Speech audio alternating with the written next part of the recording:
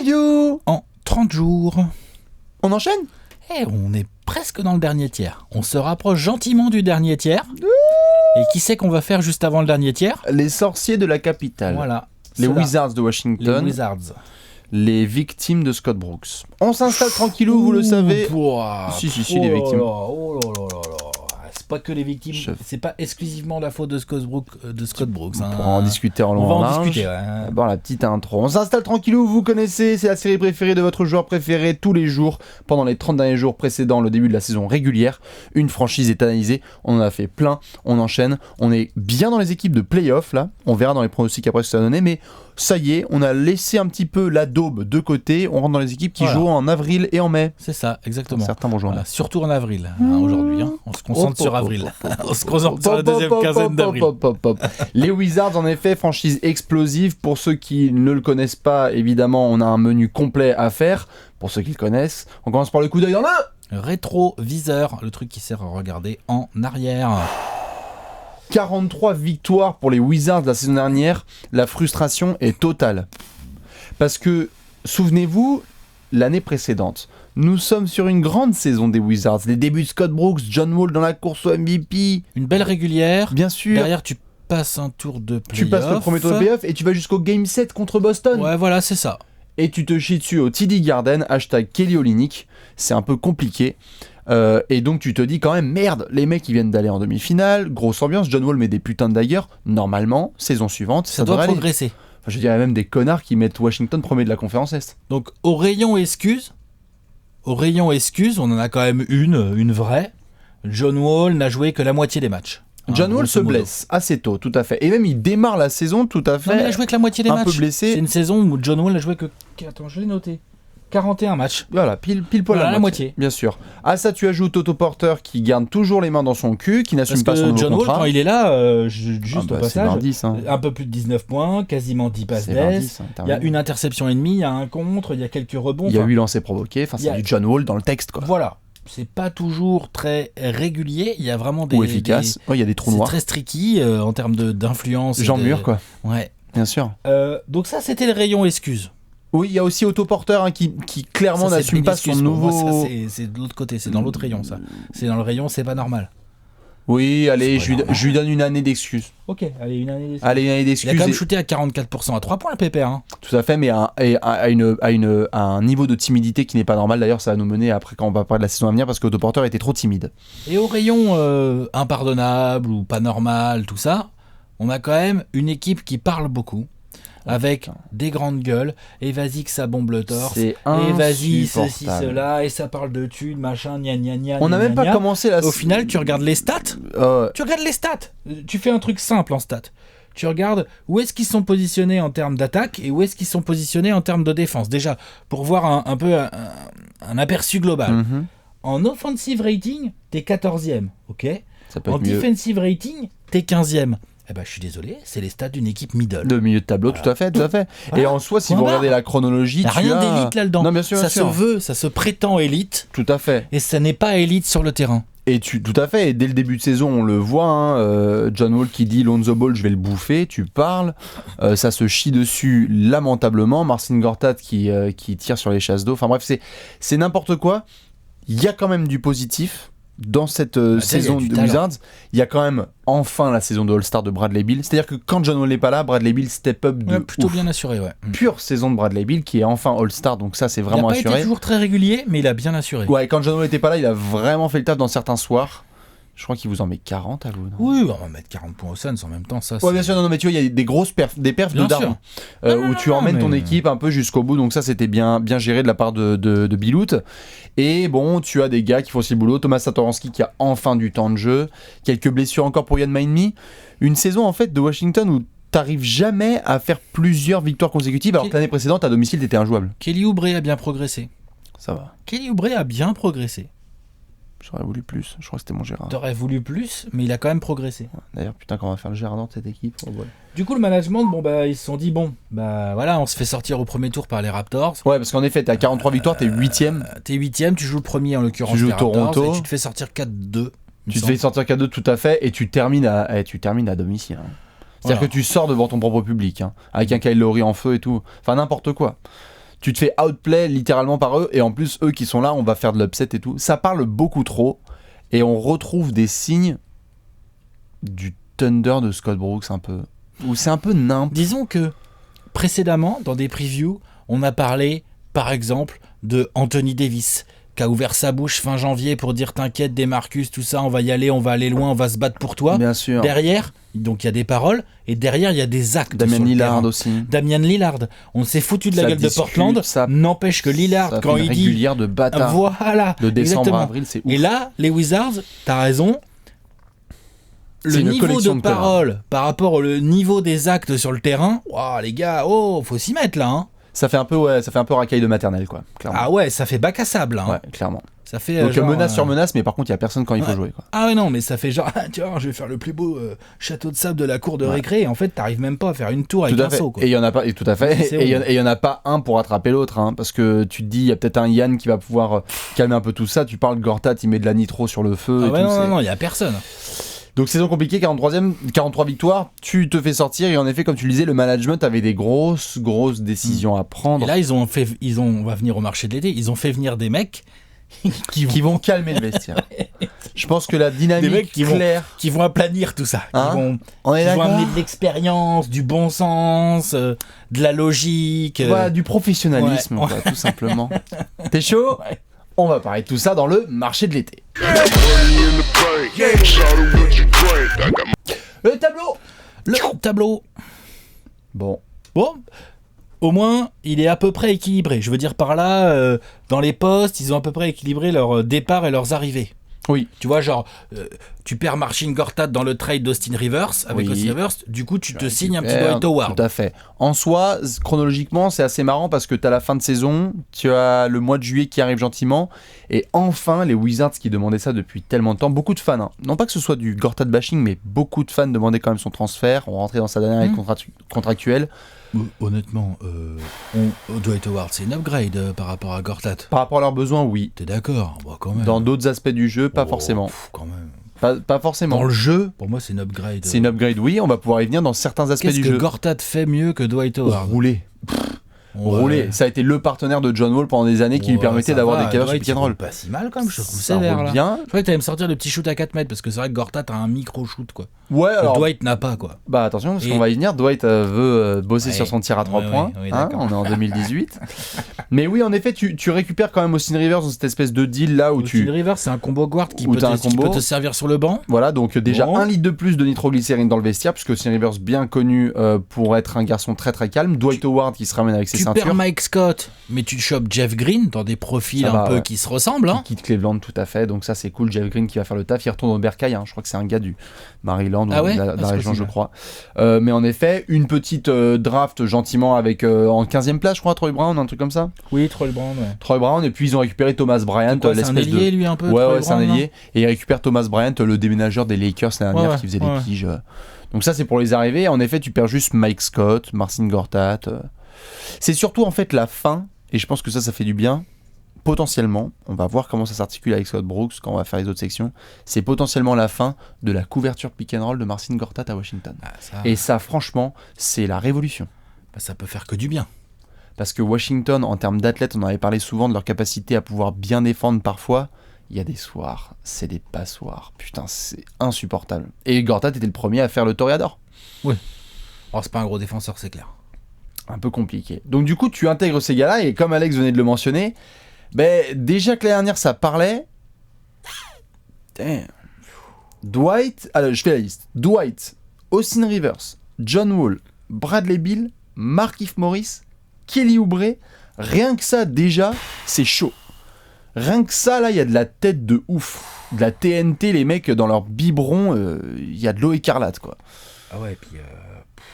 Ça, c'est à peine écrire son nom, quoi. C'est des débiles. C'est un peu des débiles aussi. Ah, je suis méchant. Non, mais tu peux. Je veux dire par là, c'est quand même pas... Ça réfléchit pas beaucoup. Ouais, les débats sont très très longs. Markieff Morris, d'ailleurs, dédicace, évidemment, expulsé pour son premier match de pré-saison. Ça, c'est très très cool. Mec. Reste tranquille. Qui se chauffe avec un rookie. Mais reste tranquille, en pré-saison. Qu'est-ce que t'as, Mitchell Robinson? Non, mais c'est clair qu'il vient bourré au match, Markieff Morris. Reste tranquille.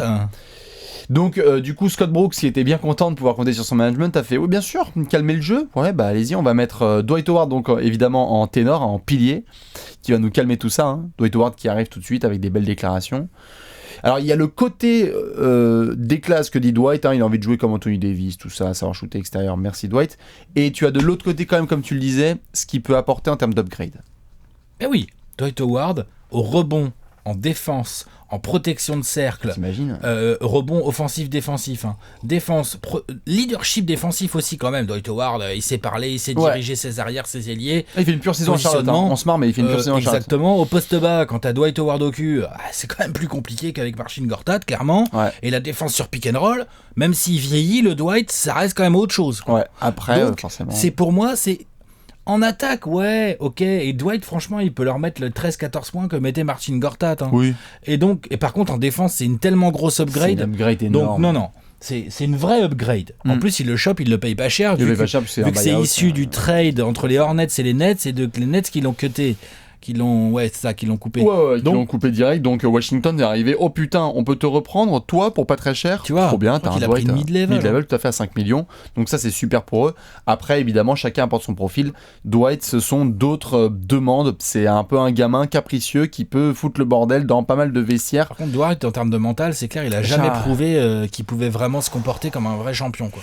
Donc compliqué, il faudra voir parce que Gortat, ça par exemple, c'est une de ses forces. Le mec, il est là, on joue ce soir, super, j'ai ramené mes chaussures. Enfin, tu vois, il est positif quoi, Gortat. Même s'il est capable de faire chier, Dwight, on va vérifier tout ça. Austin Rivers qui vient compléter le backcourt. Bon, il a un côté un peu plus coéquipier. Est-ce que Dwight a bien compris que dans le jeu de ces Wizards, là, on va parler un peu de 5 majeurs et de stratégie.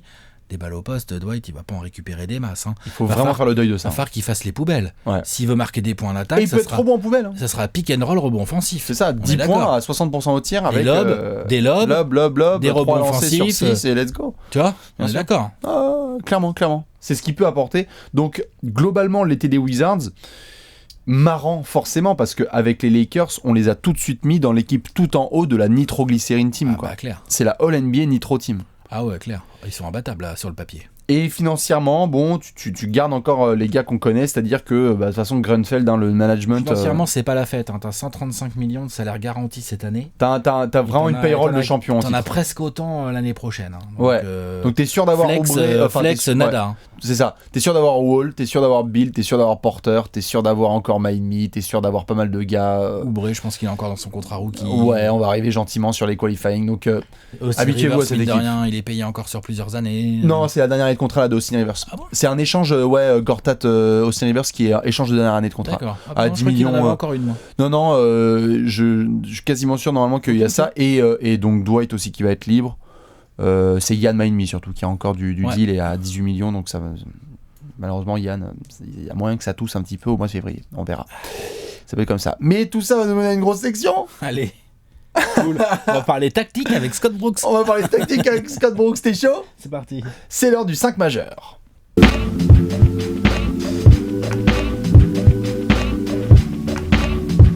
Le 5 majeur. Un meneur, un arrière, un éléphant, un pivot, si possible avec des cerveaux. Salut, on est à Washington, bien sûr. C'est les Wizards. En direct du bureau ovale. C'est des fous.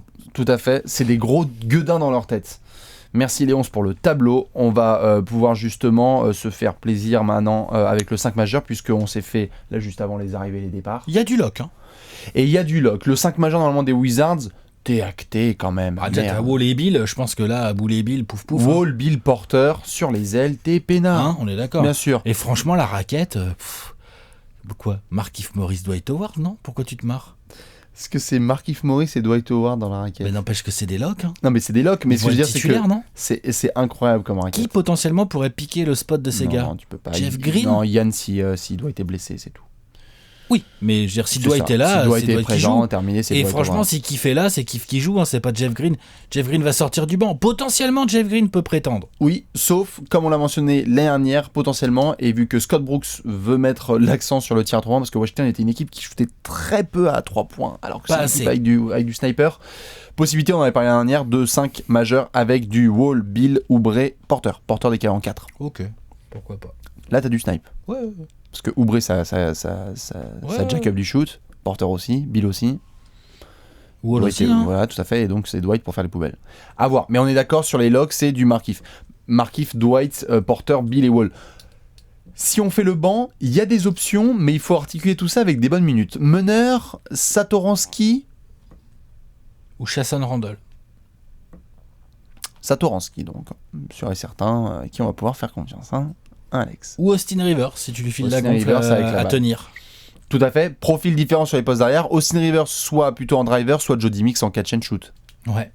On est d'accord. Jody Mix, il a pas une suspension à purger, là, il n'y a pas une histoire. Si, ouais. C'est pareil, ça, c'est. On n'a pas parlé de lui, mais lui aussi, a une bonne tête brûlée aussi. Hein. Ça va. Pouf. Bah, disons qu'il a pas traîné son nez partout, quoi. Mais lui, il s'est shooté, lui. Mais il s'est shooté, il s'est joué, donc c'est pas mal. On espère qu'il a pas de problème de santé. Au poste 3, le remplaçant naturel de Porter, c'est Oubre. C'est Oubre, tout à fait, avec quelques minutes pour Troy Brown, ouais. au cas où. À voir aussi, non, c'est plus à l'intérieur après qu'on va pouvoir discuter. Markieff Morris derrière. Tu as des options, soit ils vont faire jouer pas mal autoporteur en décalé. Il y aura aussi du Devin Robinson, si je dis pas de bêtises, chez les jeunes, qu'ils essaient de développer un petit peu. Ouais, ils ont récupéré Lavoy Allen. Lavoy Allen, tout à fait. Et Jeff Green, pas mal aussi en 4. Ouais, Jeff Green, évidemment. Et Lavoy Allen, qui va faire des minutes entre 4 et 5. C'est ça. En 5, après, ils ont du Ian Mahinmi ou du Jason Smith. Jason Smith, Ian Mahinmi et Thomas Bryant. Donc en soi, tu as des options pour Scott Brooks. Mais comment est-ce que tu fais tes rotations derrière le 5 ? Parce que ce 5 majeur, il est fun, mais comment est-ce que tu l'articules derrière ? C'est quoi, idéalement, tes premiers remplacements ? Direct, là, dans le premier quart-temps. Tu sors Wall, tu gardes Bill et Porter. Kiff. Tu sors Wall et Kiff. Tu sors par exemple. Tu mets Jeff Green et Satoransky. Et Markieff Morris. Non, Dwight va sortir tôt, je pense. Tu peux sortir Dwight, tu peux passer en vraiment small ball aussi, ça dépend de l'opposition. Ouais. Tu peux avoir des raquettes Jeff Green, Markieff Morris. Hein. Tout à fait. Tout à fait. Franchement. Face à des équipes petites, genre moi, Houston ce qui m'importe, Lakers. c'est déjà qu'ils se démerdent pour qu'il y ait quasiment toujours Wall ou Bill sur le parquet. Ou les deux, évidemment. Ça va. Brooks, là, plutôt. Il a changé la dernière, ça allait. C'était encore border parfois, mais il y arrive. Ouais. Il arrive de mieux en mieux. Ensuite, on verra pour les lignes arrière, on verra quelle utilisation il va faire d'Austin Rivers. Parce que Austin Rivers, bon. Dernière et contre. Qu'est-ce que tu fais de lui ? Est-ce que tu lui donnes plus le rôle de tenir la gonfle et donc, par exemple, quand il remplace Wall, c'est lui qui tient la gonfle à côté d'un Bradley Beal ? Ou est-ce que tu lui donnes plus un rôle d'arrière qui spot up et donc même quand il rentre à la place de Wall, c'est Bill qui tient la balle ? Il y a de ça. Il faut vraiment se mettre d'accord là-dessus. Tout à fait. Je pense qu'ils ont prévu de faire ça, plutôt l'option 2, en catch and shoot et en je récupère la balle ou au pire je slash, tu vois.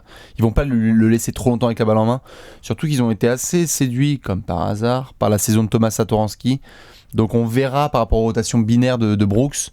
Il y a moyen que Austin Rivers soit utilisé en pétard ambulant, quoi, un petit peu genre vas-y, t'as 5 minutes, tu dois mettre le plus de points possible. Alors que Satoransky va calmer homme, ça. Tu crois, ou... Oh, je pense qu'en sortie de banc. T'as Oubre aussi quand même. Oh oui, Kelly Oubre est le remplaçant numéro 1 des Wizards, ça c'est sûr et certain. C'est lui qui rentre en premier en fait. Ouais. Et après ça dépend de la rotation parce qu'il y a moyen quand même que Yann rentre tôt en. Dwight, attention à son temps de jeu. Hein. On va voir. Physiquement, il est déjà en galère. Vrai. Donc, tout à fait. Donc voilà. Par contre, il y a un axe dont on va parler tout de suite. Après, évidemment, ce sont les promesses du camp d'entraînement et du Media Day, donc c'est difficile de s'y tenir. Mais Washington, avec le talent qu'ils ont, était une équipe qui tirait peu à 3 points, pas assez à 3 points dernière. Je crois que c'était 25e de la ligue juste en nombre de tentés. Et donc, message de Scott Brooks tout de suite, cette saison, il faut que ça artille. Donc ça peut avoir un impact sur la rotation. Oui. Tu peux avoir beaucoup plus de un Oubre. impact sur le style de jeu aussi. Sur le style de jeu, tout à fait. Donc tu peux avoir beaucoup plus, par exemple, de Austin Rivers, de Kelly Oubre, Jeff Green qui est capable d'un peu d'artiller, même si c'est... Jeff Green, il en met quand même. C'est ça, Jody Mix. Donc il faudra faire attention à Washington qui a le talent offensif, mais qui doit encore chercher son vrai style de jeu là avec cette équipe. Parce que John Wall qui fonce tête baissée, tu peux plus ça. C'est plus possible. Encore Ok, ils font tête baissée, John Wall, mais ils délivrent quand même quasiment 10 passes d'ess par match. Hein, oui. Donc ça va quand même. Tout à fait, mais j'ai un peu du mal avec les 10 passes d'ess très bien, mais par contre, les 2 têtes emplafonnées dans le plexiglas et la passe, elle termine dans les mains d'un adversaire et contre-attaque à 3 contre 2, ça j'en peux plus. Quoi. Ça, John Wall. Et on va encore en avoir, hein. C'est du John Wall dans le texte, mais... Moi, ce qui m'énerve le plus, c'est quand il force des shoots à mi-distance.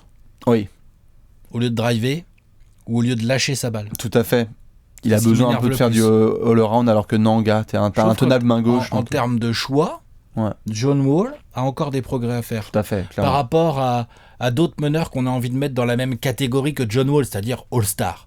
C'est-à-dire que tu regardes Kyrie Irving en termes de choix, c'est quand même nettement au-dessus. Ouais, de bien sûr, John bien Wall. sûr, bien sûr. Tu regardes Damian Lillard, waouh, laisse tomber. Et je te parle même pas des Chris Paul ou des Curry. Là, t'es dans une autre galaxie.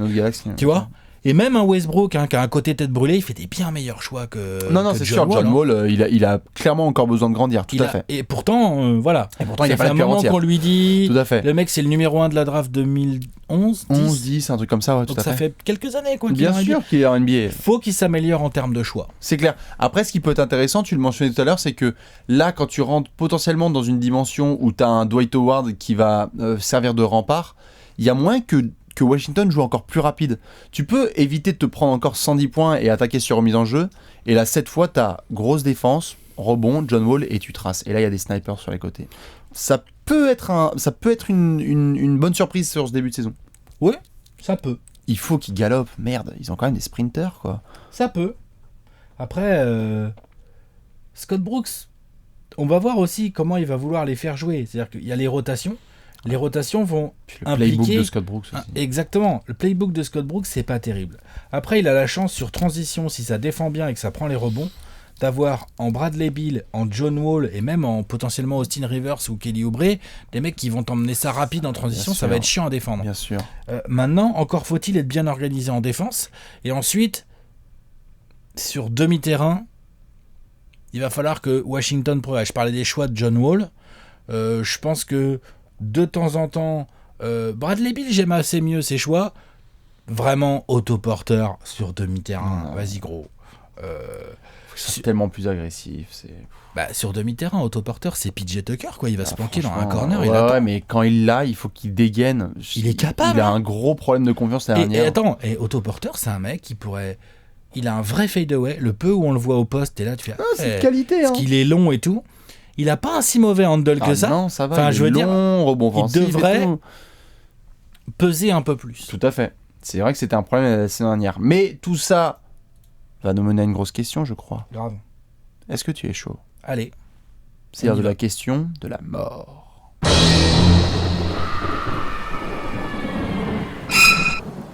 La question de la mort. La domanda di morte. Eh oui, on fait plaisir à nos amis italiens. Reverso ? Exactement. La vidéo sponsor par Reverso ? C'est clair. Par Lingui. Par Siri. On les regarde vos commentaires, vous croyez quoi ? Balancez, mais venez. En ouzbek. Si vous me les balancez sur Twitter, mettez-moi en phonétique. Ouais. Parce qu'il y a les mecs qui me balancent les trucs en arabe ou en hongrois. Je prends la team rebeu. Je suis désolé, mais. Les rebeux sûrs. Non, mais même les hongrois, parlez en c'est pareil. phonétique, s'il vous plaît. Mettez-nous du phonétique.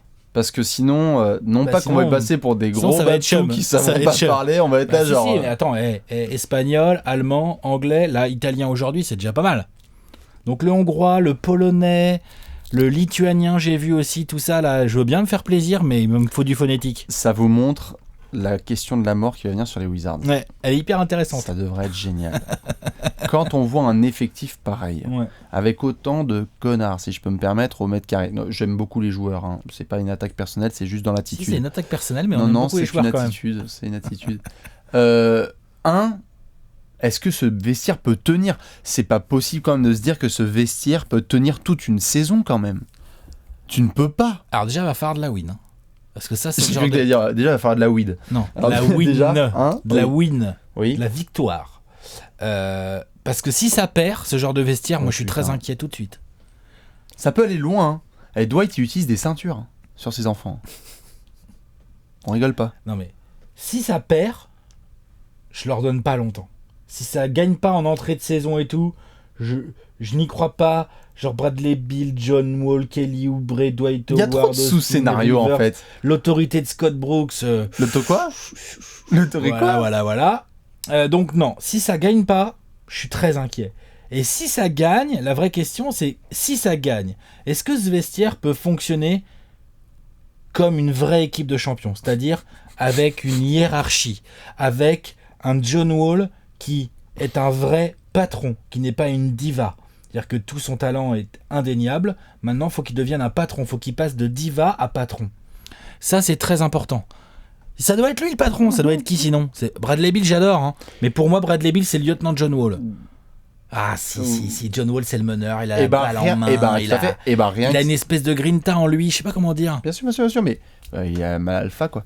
Il a un truc plus que Bradley Beal quand même. Mais tu ne peux pas empêcher qu'une tête brûlée comme Bradley Beal qui vient d'être All-Star, si le mec il sent qu'il a moins de tickets shoot ou que John Wall récupère encore la couverture, tu crois pas que Bradley Beal c'est le genre de mec qui va faire genre vas-y, je m'en bats les couilles, casser les couilles là. Donc c'est à John Wall. Je peux être franchise player ailleurs. C'est à John Wall d'être le patron et de, en tant que patron, faire en sorte que son bras droit soit content. De lui donner des ballons, de lui en lâcher dans le money time quand il sent qu'il est chaud. Tu vois, de lui faire confiance, quoi. C'est ça un collectif. C'est ça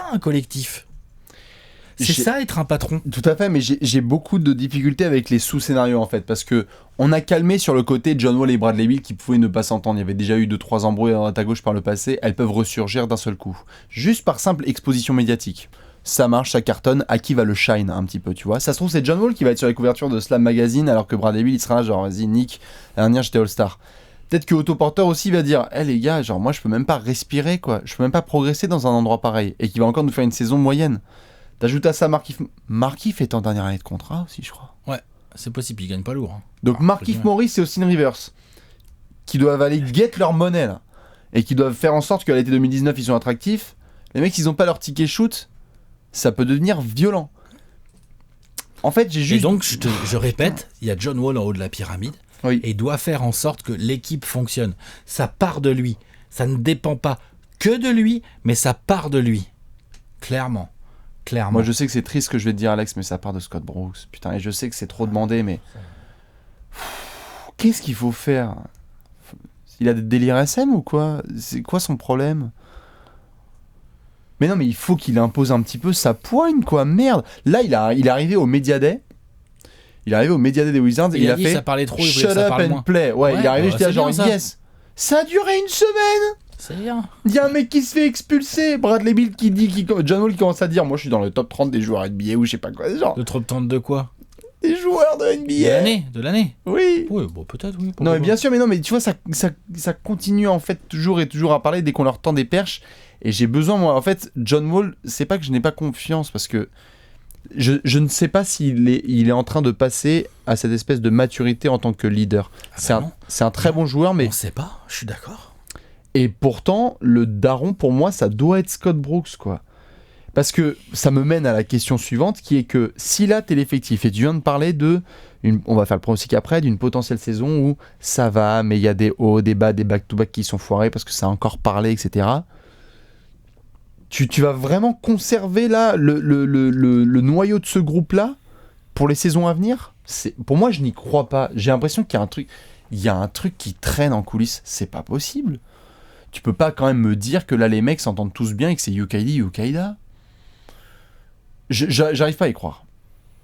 Moi, je n'arrive pas à croire qu'il y ait un vrai collectif, qu'il y ait une vraie unité dans cette équipe. Ouais. J'ai du mal à y croire aussi. Donc, il y a du talent. Maintenant, l'unité, elle vient effectivement, tu as raison, du coach, mais elle vient aussi de celui qui doit être le leader. C'est à lui de fédérer derrière lui sur le terrain, de faire en sorte que ça fonctionne, que les mecs soient contents. C'est à lui de... Ouais, il fait des mixtapes sur Bolly's Life et tout, genre vas-y, John Wall, arrête. C'est à lui de montrer, de faire des gros efforts en défense, en premier. Tu vois ce que je veux dire ? Montrer la voie, quoi. Montrer la voie. Il a quel âge, John Wall ? 28. Ça doit être 28 piges. Ouais. Tu veux allez, que je check là. Non, t'inquiète, mais allez, là. Ah bah là, c'est l'heure, là. C'est la génération Damian Lillard, ça, c'est les mecs nés en 90 comme moi. C'est un truc, voilà, il doit avoir 28 piges. Il faut y aller, là. John Wall, il faut vraiment... Il y a un an et demi, c'était pas mal parce que c'était les débuts de Scott Brooks, etc. Et il re-rentrait dans les conversations MVP, pure saison. Et tout. Ouais, mais maintenant, c'est fini, ça. Bah, il y a eu une année de, off, mais il peut retrouver ce level, là. Bien sûr. Donc tu peux rentrer dans la conversation. Maintenant, il a, pour moi, le level de production statistique, il l'a. Ce qu'il n'a pas, c'est le leadership. Ben, tu vois, c'est ça mon problème, c'est que quand tu regardes John Wall en tant que joueur, il est drivé par cette espèce de à la fois, c'est ce qui lui a permis d'en arriver là aussi, John Wall, cette espèce d'arrogance, de surconfiance en lui. Ça, oui. C'est quelque chose qui nourrit son moteur. Est-ce que si tu lui demandes de calmer ça, est-ce qu'il est moins lui-même et efficace ? On touche à la nature même du joueur, quoi. Si ça se trouve, John Wall, il ne peut pas jouer autrement que comme ça. Bah dans ce cas-là, c'est pas un franchise player vraiment, en fait. C'est pas un vrai leader. Bah, on va le savoir peut-être en partie cette saison. Ouais. Putain. Donc ça, c'est la question de la mort. Évidemment, on a un gros trophée à décerner parce qu'on est dans une équipe magnifique. Voilà. T'es chaud ? Ouais. On va se faire tout de suite le Gérard d'Or.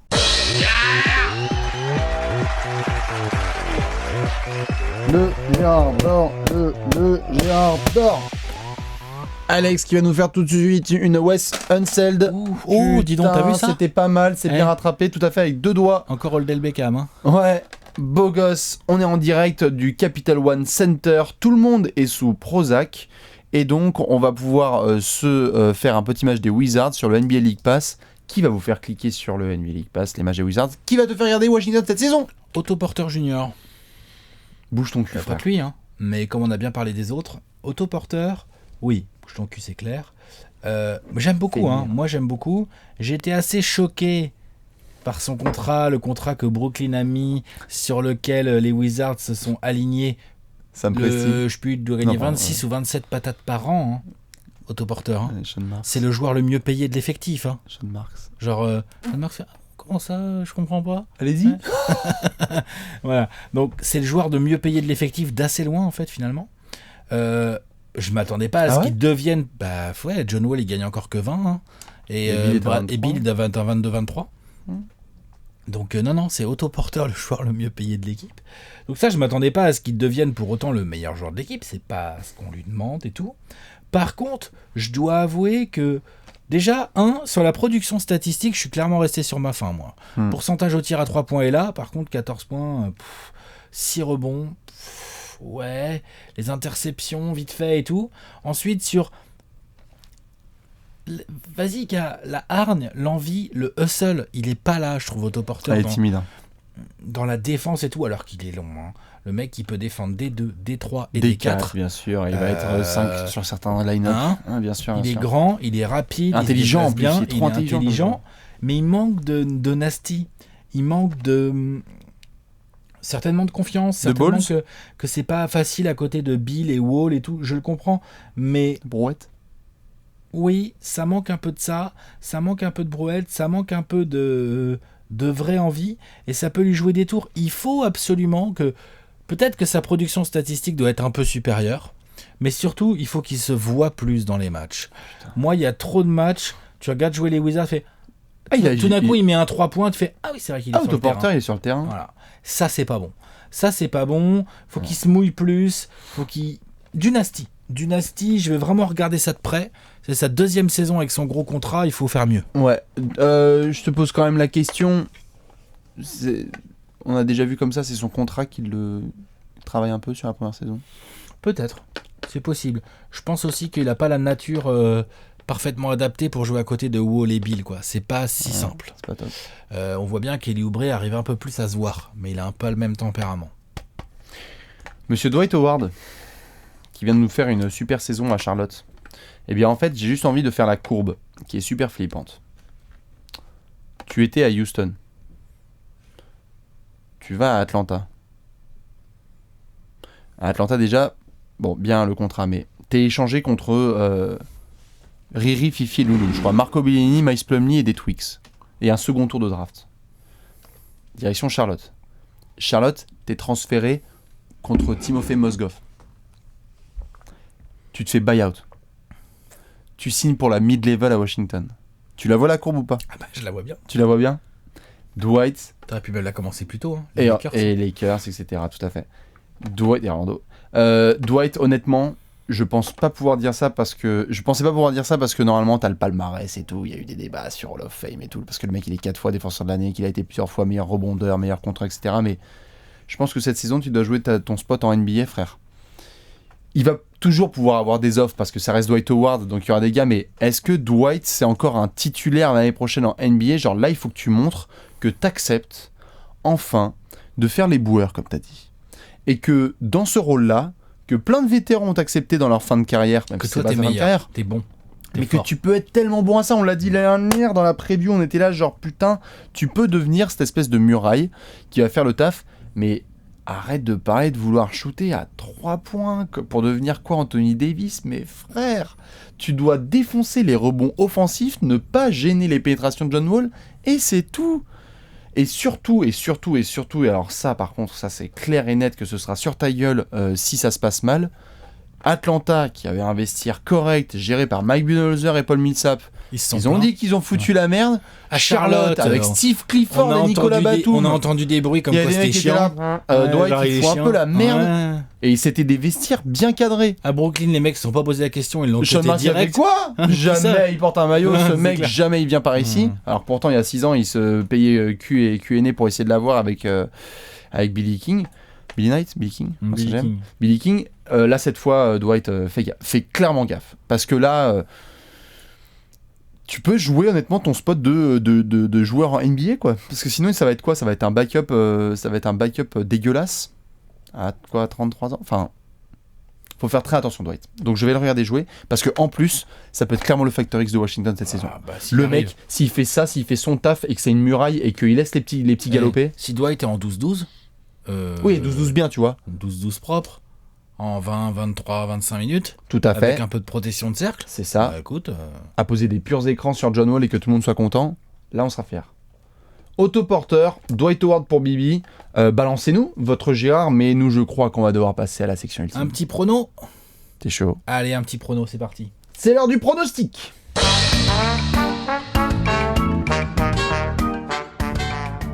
Pronostic time. Pronostic.